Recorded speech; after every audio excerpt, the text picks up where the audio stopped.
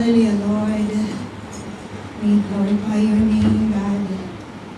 We thank you so much, God, for always working in our lives, Lord. Your faithfulness, Lord. Your faithfulness, your love endures forever. We can really hold on to you, Lord. And even, God, sometimes we forget you, Lord. You are always there, faithful. You are always faithful, doing your work in our lives, O Lord God.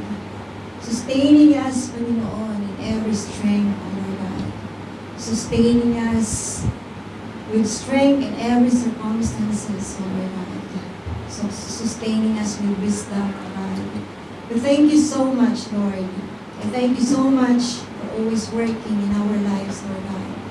Father, we pray that may your name be glorified in the hearts of each and every one.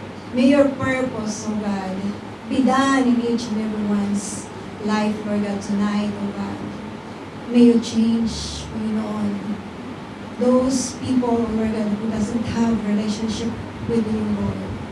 Help them realize, O God, that truly, O Lord, you are the God.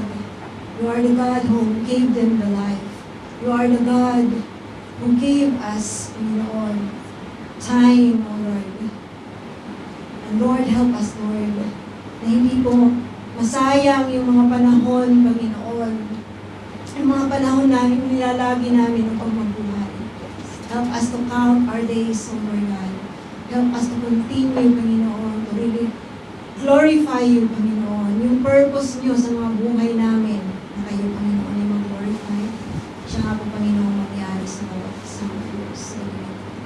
Tunay nga, Ama, na pinagkakatiwala namin sa inyo, Panginoon, ang lahat ng bagay sa gabing ito.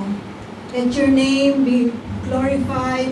Let your name move, Panginoon, mightily and effectively in this place in the name of Jesus.